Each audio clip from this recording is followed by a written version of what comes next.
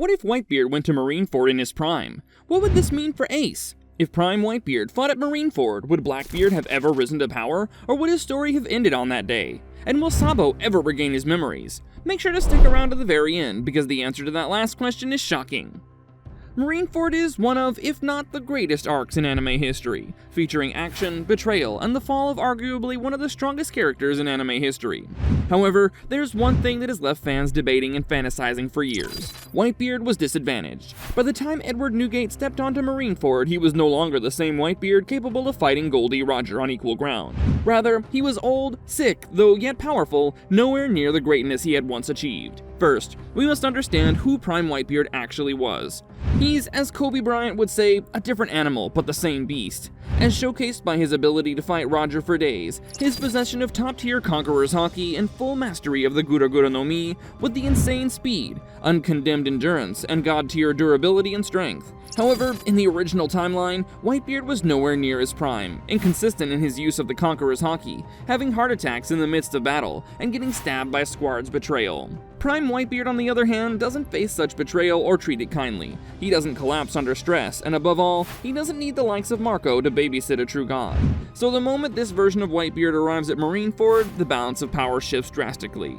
The war starts the same way, the Moby Dick and Whitebeard fleet emerging from beneath the surface, but there's a difference, a subtle but major one: his presence. Gathered at Marineford, Akainu, Aokiji, and Kizaru sat beneath the execution platform for Ace, flabbergasted, attacked by the presence of Prime Whitebeard. It's not his fleet that creates tension for them, it's his presence that demands fear. When Prime Whitebeard steps forth, a powerful aura is felt by the Marines. This is not any old man, this is someone who once stood beside the Pirate King. Before there can even be any fighting, Whitebeard releases his Conqueror's Haki. It isn't in little spurts like before, it's an overwhelming force. Vice Admirals have trouble staying on their feet. Some lower-ranked captains even lose consciousness.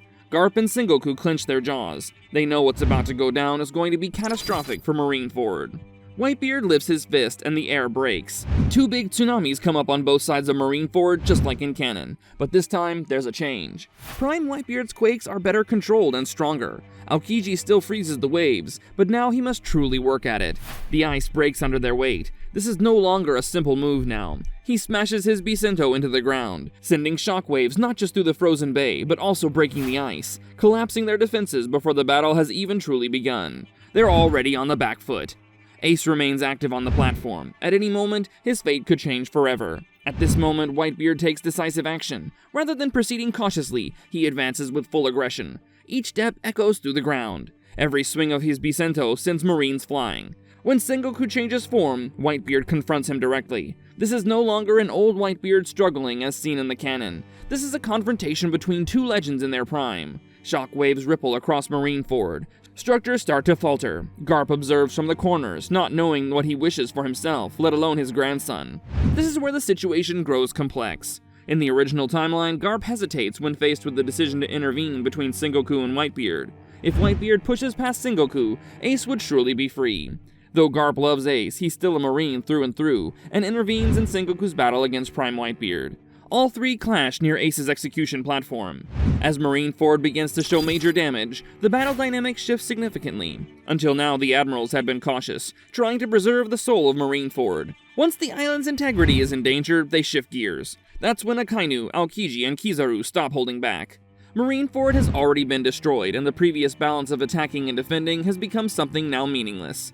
With the worsening situation, finally the admirals unleash their full powers. Akainu is the first one who manages to adopt this new reality, shifting his focus primarily onto Whitebeard. Akainu doesn't need to win, he just needs time. As long as Sengoku and Garp are kept fully preoccupied by Whitebeard, with Marineford already sustaining catastrophic damage, the execution platform would not remain the impenetrable stronghold it originally was.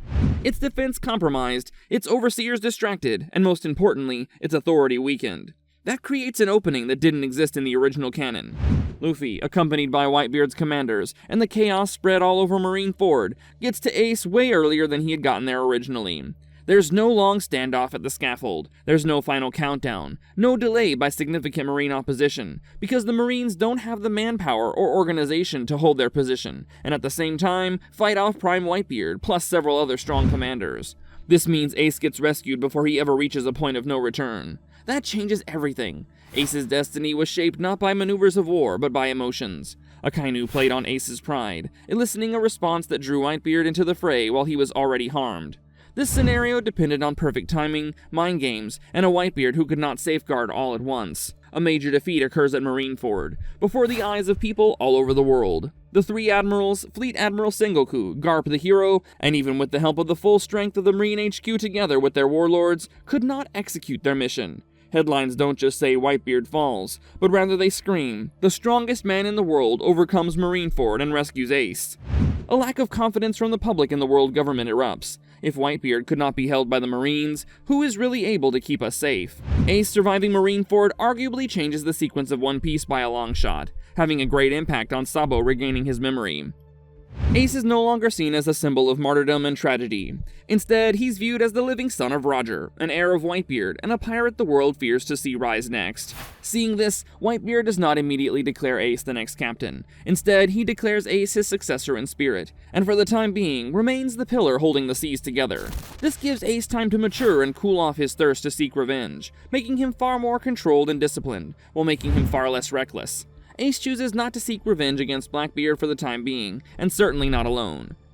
Speaking of Blackbeard, let's talk a bit about his role in this timeline.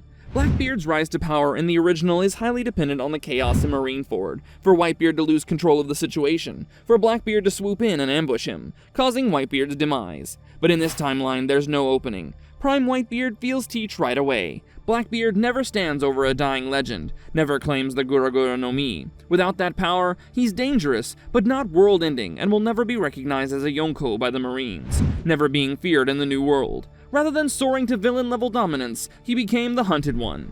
Whitebeard himself put a bounty on his head, and every pirate across the sea knows it. Blackbeard isn't the one who shapes history anymore, he's the one running from it. On the other hand, the Marines enter their darkest era. Their loss at Marineford breaks the Marines psychologically.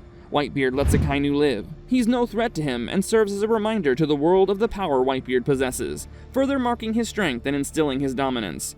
As for Sengoku and Garp, both step down, not from old age, but rather shame, left distanced, conflicted, and above all, disillusioned.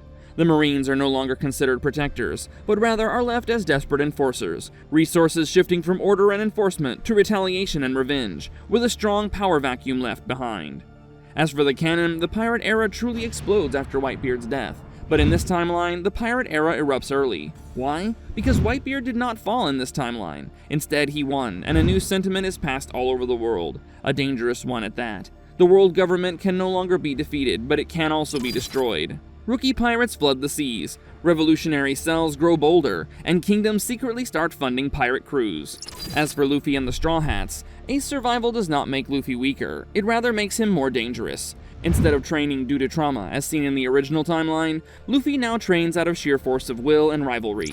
Seeing Prime-level monsters in action, Luffy realizes he's still not ready, just like the Straw Hats, letting the 2-year training period commence as seen in the original timeline, with Rayleigh still training him. However, Luffy's goal shifts, from surviving the New World to challenging the Old Guard sooner, forcing him to accelerate his haki development, gear mastery, and leadership by a significant margin, inevitably leading him to unlock 4th gear sooner and controlling it better, making him Pirate King material sooner rather than later.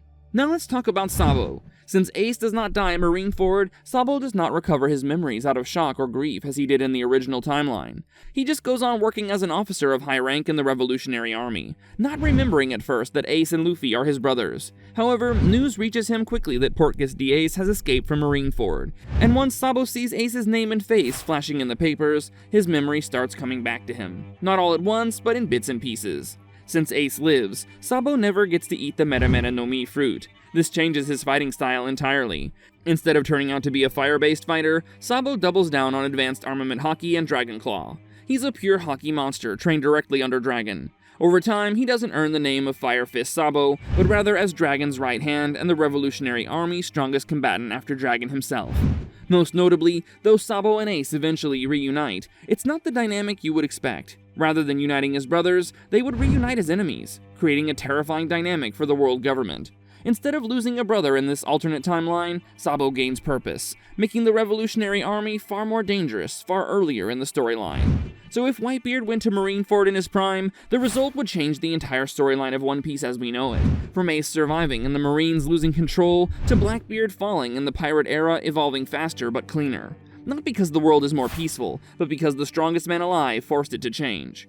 So what do you think? Would the world be a better and more peaceful place if Whitebeard went to Marineford in his prime, or would everything erupt into chaos? Let us know in the comments down below. If you liked it, please leave a like to support the channel. To watch another what if scenario, click on the video that's appearing on your screen. Go ahead, click it.